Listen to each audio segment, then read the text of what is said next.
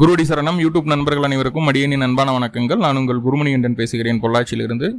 திருக்கணித பஞ்சாங்கத்தின்படி வரக்கூடிய புரட்டாசி மாதம் துளாராசி அன்பர்களுக்கு என்ன மாதிரியான பலன்கள் நடக்க இருக்குது அப்படிங்கிற விஷயத்தை அந்த பதிவில் பார்க்க போகிறோம்.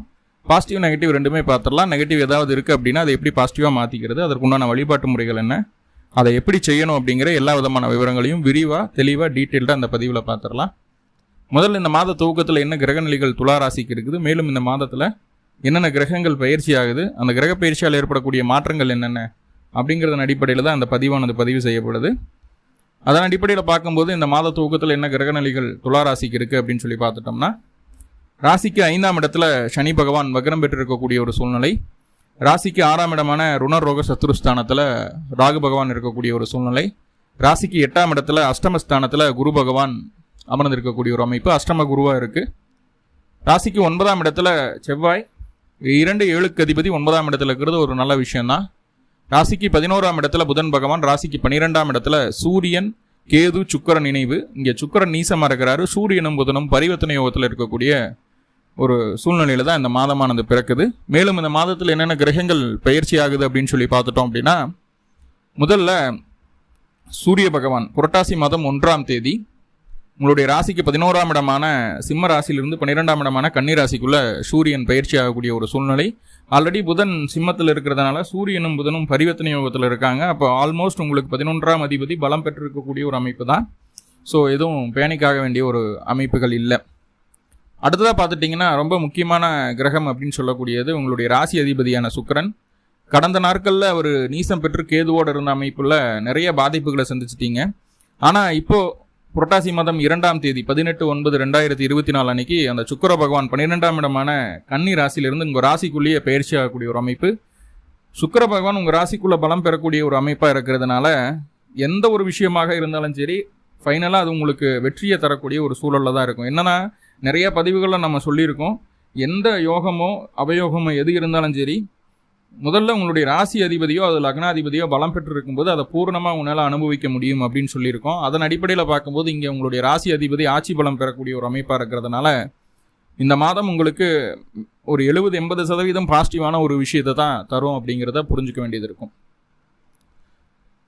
உங்களுடைய ராசிக்குள்ளே வரக்கூடிய சுக்கிரன் புரட்டாசி மாதம் 26ஆம் தேதி 12/10/2024 அன்னைக்கு உங்களுடைய ராசிக்கு 2ஆம் இடமான தனம்பாக்கு குடும்பஸ்தானத்துக்கு பயிற்சி ஆகிறாரு. குருவினுடைய பார்வை பெற்ற சுக்கிரன் நல்ல பலன்களை தரக்கூடிய ஒரு அமைப்பில் தான் இருக்குது. ஆக மொத்தம் இந்த மாதம் பார்க்கும்போது புரட்டாசி 2ஆம் தேதியிலிருந்து இந்த மாத இறுதி வரைக்குமே சுக்கிரனுடைய நகர்வு உங்களுக்கு பாசிட்டிவான ஒரு அமைப்பாக தான் இருக்குது. அடுத்ததாக புதன் என்ன செய்கிறார் அப்படின்னு பார்த்துடலாம். புதன் பகவான் ராசிக்கு 11ஆம் இடத்தில் இருக்கக்கூடிய புதன் ராசிக்கு 12ஆம் இடத்துக்கு புரட்டாசி மாதம் 7ஆம் தேதி பயிற்சி ஆகிறாரு. 23/9/2024 அன்னைக்கு அந்த புதன் பகவான் 12ஆம் இடமான கன்னி ராசிக்குள்ளே பயிற்சி ஆனாலும் அவர் உங்களுடைய ராசிக்கு பாக்கியாதிபதி அப்படின்னு சொல்லக்கூடிய ஒரு அமைப்பை சொல்லக்கூடிய கிரகம், தெய்வ கடாட்சத்தை தரக்கூடிய கிரகம். 12ஆம் இடத்துல ஆட்சி, உச்சம், மூலத்திரிகோணம் ஆகிய 3 பலத்தையும் பெறக்கூடிய ஒரு சூழல். நம்மளுடைய வீடியோவோட டைட்டிலே அதுதான் சொல்லியிருக்கோம், சுக்கிரன் ஆட்சி புதன் உச்சம் பெறக்கூடிய காலம் அப்படின்னு தான் போட்டிருக்கோம். அப்போ உங்களுடைய பாக்கியாதிபதி பலம் பெறக்கூடிய ஒரு அமைப்பு அப்படிங்கிறதுனால எல்லா விதத்துலையும் நிறைய பாசிட்டிவான விஷயங்களை நீங்கள் சந்திக்க முடியும் அப்படிங்கிறத சொல்லுது. புதன் உங்கள் ராசிக்கு 12ஆம் இடத்துக்கு வந்த அமைப்புகள் தாண்டி புரட்டாசி மாதம் 24ஆம் தேதி 10/10/2024 அன்னைக்கு உங்கள் ராசிக்குள்ளே எகைன் பயிற்சி ஆகிறாரு. ராசிக்குள்ளே புதன் வர்றது அப்படிங்கிறது புதன் திக்பலம் அடையக்கூடிய ஒரு சூழல். என்னதான் புதன் ஆட்சி, உச்சம், மூலத்திரிகோணம் பலத்தில் 12ஆம் இடத்தில் இருந்தாலும் அதை தாண்டி நல்ல விஷயங்கள் நல்ல பலன்கள் தரக்கூடிய அமைப்பு அப்படிங்கிறது புதன் உங்கள் ராசிக்குள்ளே இருக்கிறது தான். இப்போ 10/10/2024 அப்புறம் ரொம்பவே நல்ல காலகட்டமாக உங்களுக்கு இருக்குது. இந்த மாத இறுதியில் புதனுடைய நல்ல பலன்களை நிறைய அனுபவிக்க முடியும் உங்களால். அடுத்ததாக வருடத்திற்கு ஒரு முறை நடக்கக்கூடிய ரொம்ப முக்கியமான நகர்வு என்ன அப்படின்னு சொல்லி பார்த்துட்டிங்கன்னா, குரு பகவான் வக்ரம் அடையக்கூடிய ஒரு அமைப்பு. புரட்டாசி மாதம் 23ஆம் தேதி 9/10/2024 அன்னைக்கு அந்த குரு பகவான் வக்ரம் அடையக்கூடிய ஒரு சூழ்நிலை இருக்குது உங்களுடைய ராசிக்கு அஷ்டமஸ்தானத்தில். இப்போ அஷ்டமஸ்தானத்தில் குரு வக்ரமாகிறதுனால இது வரைக்கும் அஷ்டமஸ்தானத்தில் குரு இருந்த பாதிப்புகள் நீங்கி நன்மைகள் நிறைய நடக்கிறதுக்கு உண்டான வேலை நடக்கும் அப்படிங்கிறதுல எந்த மாற்றமும் இல்லை. காரணம் என்ன அப்படின்னா, அஷ்டமஸ்தானத்தில் குரு ஒரு வக்ர கிரகம் இருக்கிறது நல்லது. இப்போ குரு வக்ரத்தால் என்னென்ன பாசிட்டிவ் என்னென்ன நெகட்டிவ் நடக்க போகுது, அதை எப்படி நம்ம சமாளிக்கணும், அதற்குண்டான வழிபாட்டு முறைகள் என்ன விஷயத்தை துணிஞ்சு செய்யலாம், எதெல்லாம் நம்ம செய்யக்கூடாது அப்படிங்கிற நிறைய விஷயங்களை டீட்டெயில்டாக ஒரு தனிப்பதிவாக கொடுத்துருக்கேன். அந்த பதிவோட லிங்க்கும் டிஸ்கிரிப்ஷனில் கொடுத்துருக்கேன், பார்த்து பயன்படுத்திக்கலாம். வேறு இன்னும் சிறப்பான விஷயங்களா அப்படின்னு சொல்லி பார்க்கும்போது உங்களுடைய ராசிக்கு 2-7க்கு அதிபதியான செவ்வாய் ராசிக்கு 9ஆம் இடத்துல இருக்கக்கூடிய ஒரு அமைப்பு. 9ஆம் இடத்துல செவ்வாய் இருக்கிறது ரொம்ப ரொம்ப நல்ல விஷயம்தான்.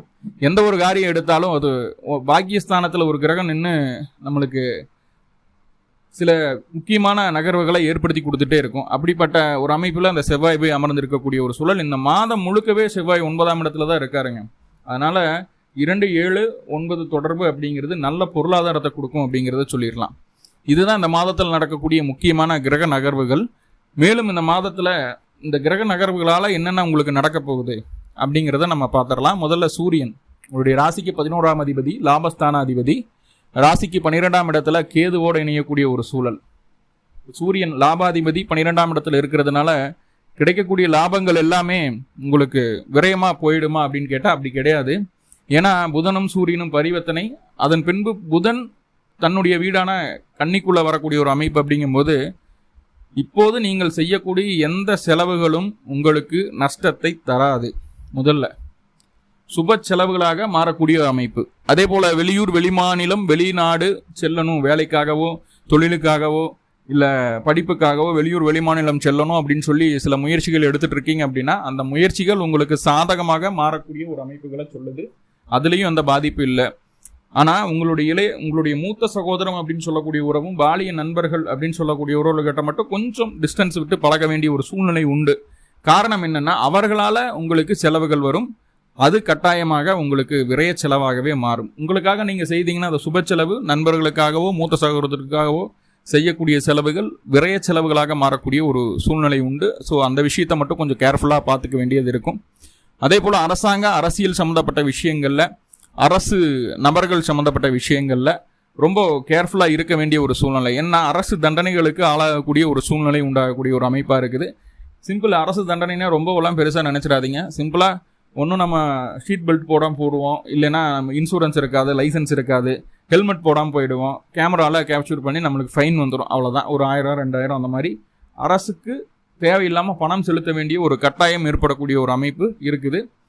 அதை கொஞ்சம் சரி செய்துக்கிறது நல்லது. அதாவது சின்ன சின்ன தவறுகளை திருத்திக்க வேண்டிய ஒரு சூழ்நிலை உண்டு. இல்லைன்னா அதனால செலவுகள் வரும் அப்படிங்கிறத சொல்லுது. முக்கியமாக உங்களுடைய தந்தை ஸ்தானம் அப்படிங்கிறது 9ஆம் இடமாகி அந்த 9ஆம் அதிபதி 12ஆம் இடத்துக்கு வர்றதும் சூரியன் 12ல் இருக்கிறதும் தந்தையின் மூலமாக தேவையற்ற செலவுகள் வர்றதுக்குண்டான வாய்ப்புகள் இருக்குது. தந்தைக்கு உடல்நல குறைபாடுகள் வரும், அதுக்காக மருத்துவ செலவுகளும் மேற்கொள்ள வேண்டிய ஒரு சூழ்நிலை உண்டு.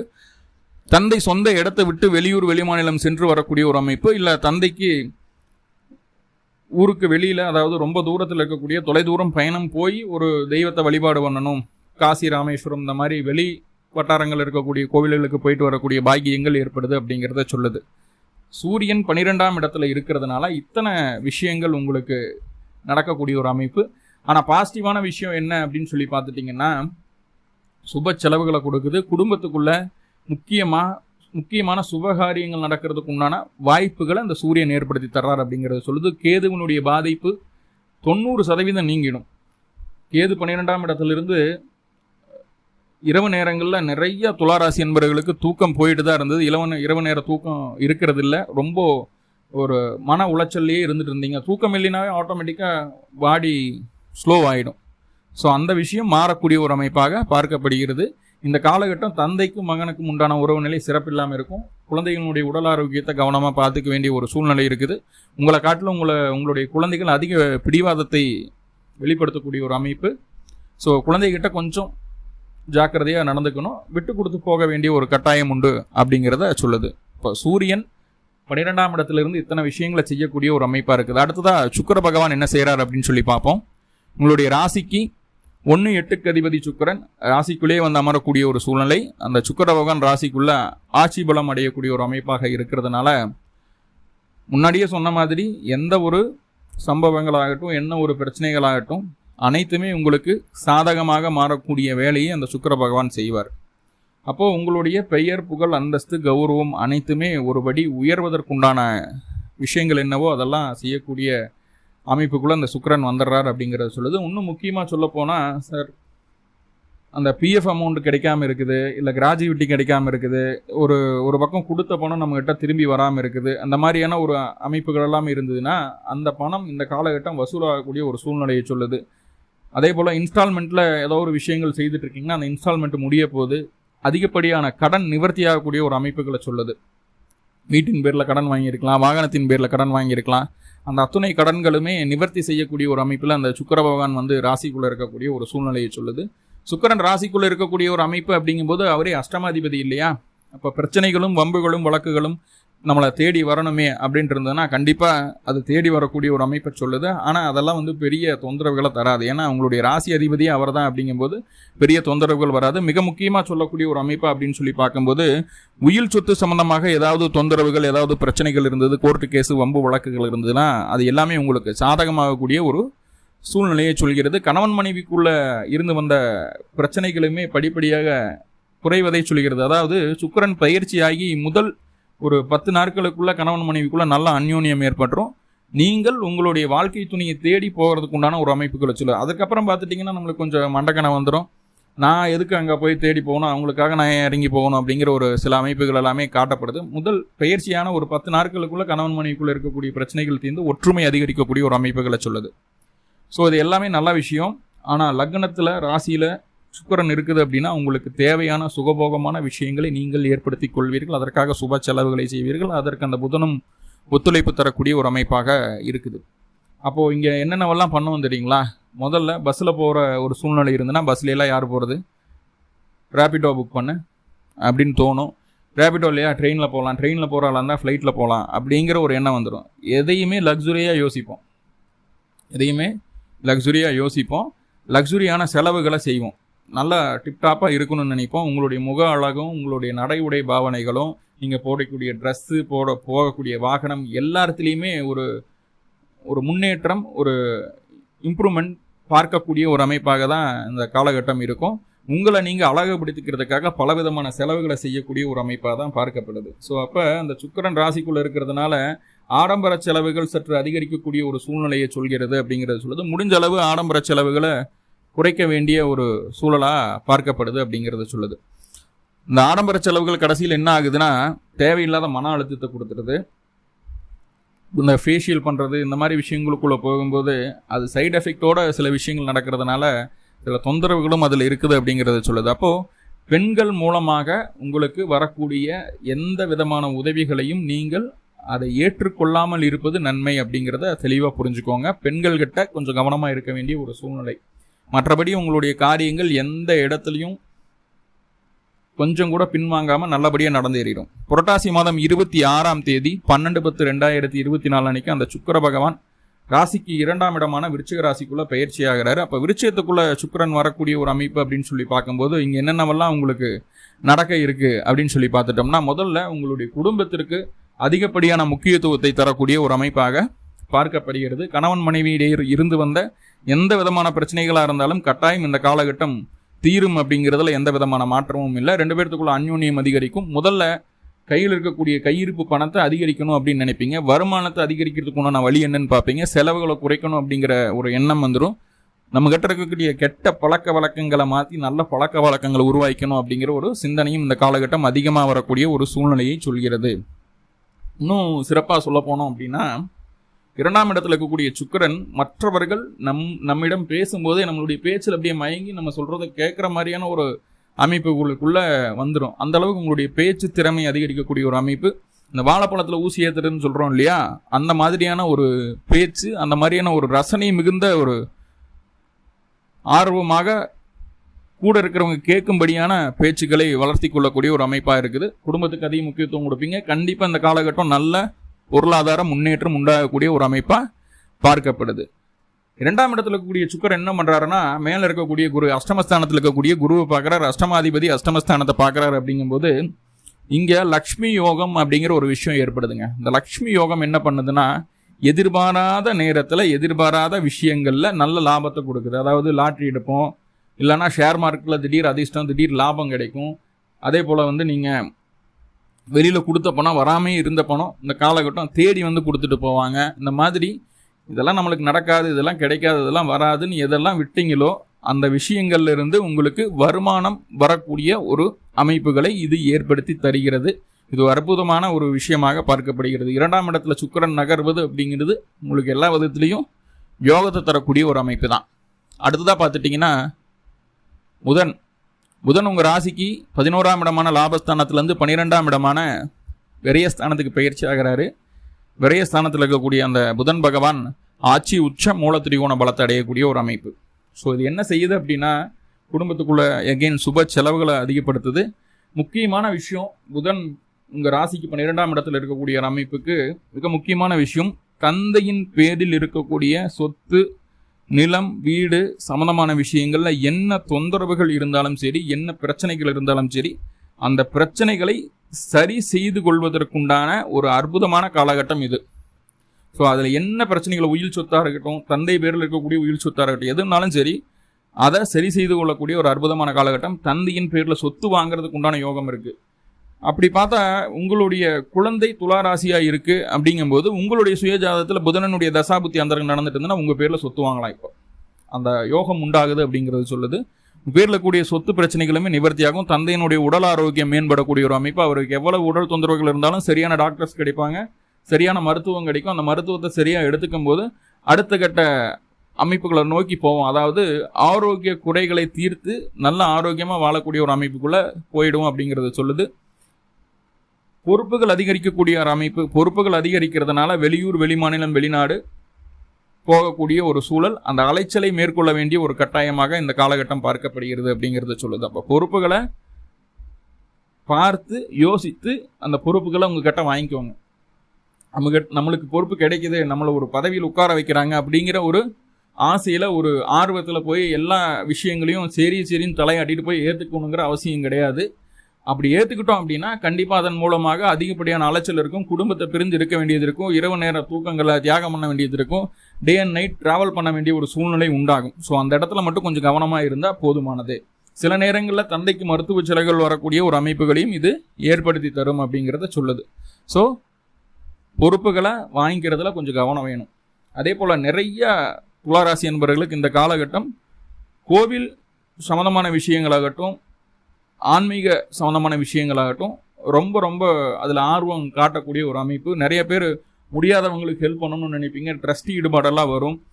தாய் தந்தையரை இழந்த குழந்தைகளோ இல்லை குழந்தைகளால் கைவிடப்பட்ட பெற்றோர்கள் இருப்பாங்க, அவங்களுக்கெல்லாம் முடிந்த உதவிகளை செய்யக்கூடிய ஒரு அமைப்பாக இந்த காலகட்டம் பார்க்கப்படுகிறது. பயணத்தால் நிறைய ஆதாயங்களை பார்க்கக்கூடிய ஒரு சூழல். பாருங்க, அந்த புதன் பகவான் புரட்டாசி மாதம் 24ஆம் தேதி 10/10/2024 வரைக்கும் ராசிக்கு 12 இருக்கிறாரு. அதனால் அலைச்சல்களோடு இருந்தது. அதன் பின்பு அதாவது 10/10/2024 அப்புறம் ராசிக்குள்ளே வந்துடுறாருங்க. ராசிக்குள்ளே புதன் வந்ததுன்னா அதை விட யோகம் வேறு என்ன வேணும் அப்படின்ற மாதிரி அந்த அளவுக்கு புத்திசாலித்தனம், ஷார்ப்பாக இருக்கும் மைண்டு. யார் என்னத்தை சொன்னாலும் எது சரி எது தப்புங்கிறத சுயமாக யோசிச்சு சரியான முடிவு எடுப்பீங்க. அப்போ உங்களுக்கு தேடி வரக்கூடிய பொறுப்புகள் அலைச்சலை கொடுக்காது. கண்டிப்பாக உங்களுடைய அடுத்த கட்ட உயரத்தையும் வளர்ச்சியும் தான் கொடுக்கும். பொறுப்புகளை சூஸ் பண்ணணும் அப்படின்னா 10/10/2024 அப்புறம் அதை அக்செப்ட் பண்ணிக்கிறது நல்லது அப்படிங்கிறது சொல்லுவேன். நிறைய காம்ப்ளிமெண்ட் கிடைக்கும். மேலதிகாரிகள் முழுக்க உங்களுக்கு சாதகமாக இருக்கக்கூடிய ஒரு சூழ்நிலை இருக்கும். தந்தையினுடைய ஆதரவு பரிபூர்ணமாக கிடைக்கும். வீட்டில் இருக்கக்கூடிய கடை குட்டி அப்படின்னு சொல்லுவோம் இல்லையா, கடைசியாக பிறந்த குழந்தை, அவர்களுடைய ஆதரவு, அவர்களுடைய அன்பு பாசம் உங்களுக்கு முழுமையாக கிடைக்கக்கூடிய ஒரு அமைப்பாக சொல்லக்கூடிய ஒரு சூழலை இருக்கிறது. மைண்டு ஃப்ரெஷ்ஷாக வேலை செய்யும். ரொம்ப துல்லியமாக இருப்பீங்க. அதே போல் உடம்புல இருந்த அந்த ஸ்கின் டிசீஸு, காது மூக்கு தொண்டை இஎன்டி பிரச்சனைலாம் இருக்கு இல்லையா, அதுக்கெல்லாம் ஒரு சொல்யூஷன் கிடைக்கக்கூடிய ஒரு அமைப்பாக இருக்கும். நல்ல டாக்டர்ஸ் கிடைப்பாங்க இந்த காலகட்டம். ஸோ அது எல்லாமே பாசிட்டிவாக இருக்குது. பருவ வயதில் இருக்கக்கூடிய நபர்களுக்கு இந்த காலகட்டம் காதல் மலரக்கூடிய ஒரு அமைப்பையும் சொல்லுது. ஸோ யார் மேலே வருது என்ன ஏதுங்கிறத பார்த்து சரியாக சூஸ் பண்ணிக்கணும் அப்படிங்கிறத மறுபடியும் நம்ம குறிப்பிட்டு சொல்கிறோம். ஏன்னா 5ஆம் இடத்துல வக்ரகிரகம் இருக்கிறதுனால உடனே அதை வெளிப்படுத்துறதுனால பிரச்சனைகளையும் சந்திக்க வேண்டிய ஒரு அமைப்பு இருக்குது. கொஞ்சம் கரெக்டாக மூவ் பண்ணிட்டோம்னா போதுமானது. அடுத்ததாக பார்த்துட்டிங்கன்னா செவ்வாய் அப்படின்னு சொல்லக்கூடிய கிரகம் 2-7க்கு அதிபதி, 9ஆம் இடத்தில் இருக்கக்கூடிய ஒரு அமைப்பு. 9ஆம் இடத்தில் இருக்கக்கூடிய செவ்வாய் கணவன் மனைவிக்குள்ள சின்னதாக கருத்து வேற்றுமைகளை கொடுக்கக்கூடிய ஒரு சூழ்நிலை இருக்குது. 3வது நபரினுடைய தலையிடுதல் குடும்பத்துக்குள்ளே இருக்குது அப்படின்னா அது கண்டிப்பாக பிரச்சனையை கொடுக்கும். என்ன விஷயமா இருந்தாலும் உங்கள் 2 பேர்த்துக்குள்ளே பேசி நீங்கள் அதை சரி செய்துக்கணும். அடுத்தவர்களுடைய கருத்தை குடும்பத்துக்குள்ளே கொண்டு வரும்போது கண்டிப்பாக அது பிரிவினையும் தேவையற்ற சந்தேகங்களையும் ஏற்படுத்துது. ஸோ அதற்கு இடம் வைக்கக்கூடாது அப்படின்னா உங்கள் 2 பேர்த்துக்குள்ளே எந்த ஒளிவு மறைவும் இல்லாமல் கணவன் மனைவிக்குள்ளே என்ன ஏசிட்டிஸ் நடக்குதோ அதை ஓப்பனாக பேசிட்டு போகிறது நல்லது அப்படிங்கிறத சொல்லுது. அப்போது எதையுமே மறைக்காமல் உண்மையாக ஓப்பனாக இருந்துட்டோம்னா எந்த விதமான பிரச்சனைகளும் இங்கே செவ்வாயால் ஏற்படாது அப்படிங்கிறத புரிஞ்சுக்கணும். அடுத்தது அந்த குரு பகவான் வக்ரமாகிறாருன்னு சொல்லியிருந்தோம் இல்லையா, குரு வக்ரத்தால் பல விதமான நன்மைகள் உண்டு. அது என்ன ஏது அப்படிங்கிறத தனியாக ஒரு வீடியோ பதிவாக கொடுத்துருக்கேன், அதோட லிங்க் டிஸ்கிரிப்ஷனில் இருக்குது, பார்த்து பயன்படுத்திக்கலாம். ஆக மொத்தம் இந்த துளாராசிக்கு புரட்டாசி மாதத்தில் நிறைய நன்மைகள் இருக்குது, சின்ன சின்ன தீமைகள் இருக்குது இல்லையா. இந்த தீமைகளாக நன்மைகளாக மாற்றிக்கிறதுக்கு என்ன பண்ணணும் அப்படிங்கிறத இப்போ சொல்லிடலாம். அருகில் இருக்கக்கூடிய பெருமாள் ஆலயங்களுக்கு சென்று 4 நெய் தீபம் போட்டு வழிபாடு பண்ணணும். பிறந்த கிழமை அன்னைக்கும் பிறந்த நட்சத்திரத்தன்னைக்கும் இந்த வழிபாடை செய்துட்டு வர்றது நல்லது. மேலும் துளாராசி என்பவர்களுக்கு எல்லா விதத்திலும் நன்மைகள் நடக்கணும்னு சொல்லி எல்லாம் வல்ல பரம்பொருளை பிரார்த்தனை பண்ணிட்டு இந்த பதிவை முடிச்சுக்கிறேன். நன்றி நண்பர்களே, நன்றி. வாழ்வளமுடன். திருச்சிற்றம்பலம்.